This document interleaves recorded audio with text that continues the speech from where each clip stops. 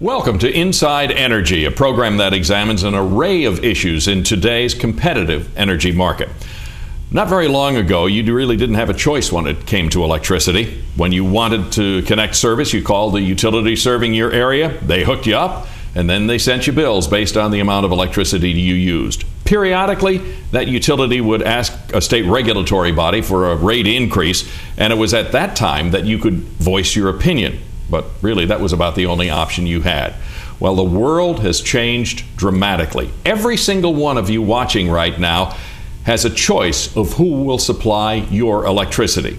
There is competition, and the aim is to provide customers with the products and services they want, and through a competitive process, give customers their best opportunity to lower their electricity costs. But most importantly, the control is much more directly in your hands. You can pick and choose, and you can change. Today we're going to talk about how this new world of electricity works. Joining me to discuss today's topic, Electricity 101, are two guests who've spent much of their lives working in the world of regulated and unregulated electricity. Maureen Helmer and Paul Afonso.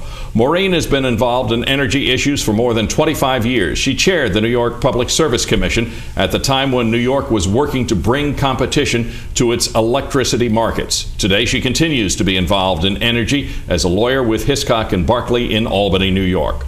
Paul has been involved in energy issues for the past couple of decades. He served as the General Counsel and Chairman of the Massachusetts Public Utilities Commission during a period when Massachusetts restructured its electricity markets to permit full competition and choice in the energy sector. He continues to work in competitive markets as Chairman of Brown Rudnick's Government Law and Strategies Group in Boston.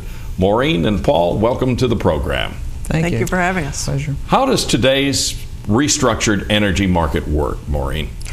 Well, it's a lot of what you just talked about is still the case. You still get bills from your utility, you still have your electricity measured by your utility, but instead of the utility being out there producing all of the electricity, we have a number of competitors who do that. They sell into a competitive market, and then we have a series of competitive energy service companies that sell that electricity to consumers if they choose not to buy it from their local utility.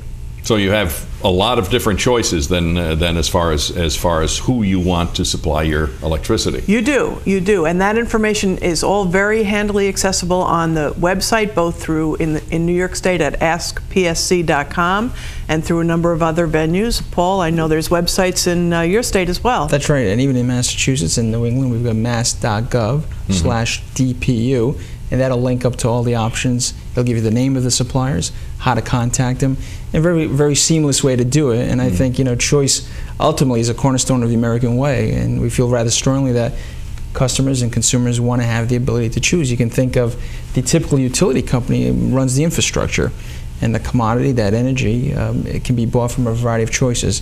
And so it's exciting times for consumers these days. Good. And by the way, if you missed those websites, we will be repeating them before the end of the program. How much competition is there in every particular area? Does, for example, if you have a utility serving a particular footprint on a map, is it the same independent energy suppliers who are competing within that, or does one little hunk of a utility have some and another hunk of a that same utility's territory have more or different ones? There is some variation geographically based on metropolitan areas, geographic areas, and again, the websites that we talked about, what you can do is plug in your zip code or your area code, depending on the website that you're dealing with, and they'll tell you exactly which providers are serving that area in terms of electricity. Mm-hmm. How many folks have actually taken advantage of this? How many in New York? How many in Connecticut? How many in Massachusetts? I think in Massachusetts we're on the 400,000 range, which is very impressive. In Connecticut, 490,000, 400,000 in the Connecticut area. And what's even more exciting is it's a combination of real families making those choices, as well as companies and smaller businesses making those choices. So it's a combination of different sectors of the economy. One of the things we work together as regulators, I never like to say that we follow New York, being from Massachusetts, but the reality is New York has been such a great leader, and we have followed many of the best practices here in New York and in the sector, that people ultimately have that ability to choose. One of the things we're always concerned about is it easy for the consumer? Because if it's not, they won't do it. Right. We have enough things to do during the day, but the reality is we all have our phones and our PDAs, and we do that every day. We make a choice as to which supplier we want to have our wireless cell phone. It's that easy. The ability to go, talk, get a quote, and seamlessly make a choice. It's not difficult, rather easy. You mentioned Massachusetts and Connecticut, New York, Maureen? And in New York, about 1.2 million customers have switched. Again, there are differences between different types of customers.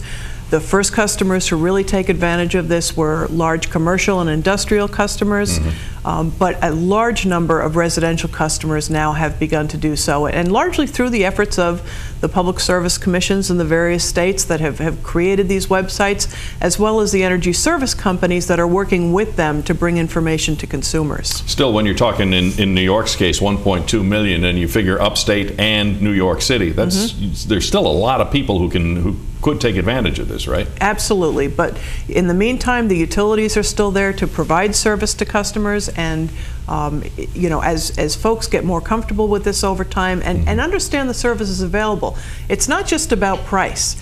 It's about what kinds of services, environmental services, energy efficiency services.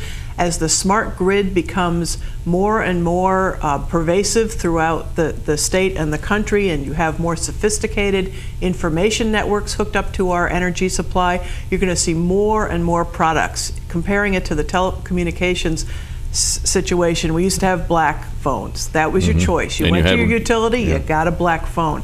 But as competition came in and innovation came in, all kinds of new services became available.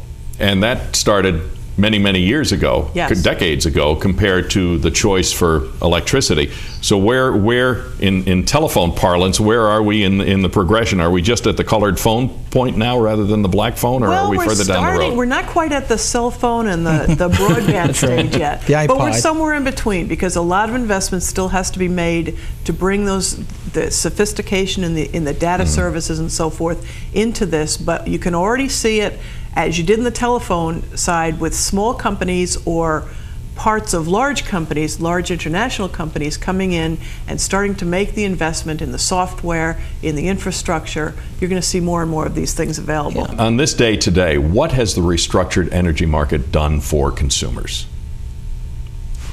Well, aside from bringing choices and introducing these innovations, it has also, in terms of the entire, from soup to nuts, from the place that the electricity is generated to the point at which it is delivered to the customer, it has provided much more competition and therefore efficiency into the system and reliability into the system.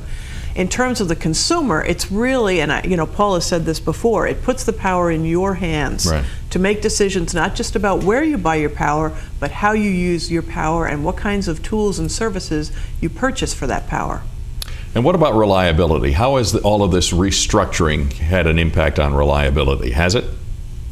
Well, there's many kinds of reliability, but there's the reliability of the whole system, and the investments that have been made in the whole system have brought, I believe, not only more efficiency but more reliability.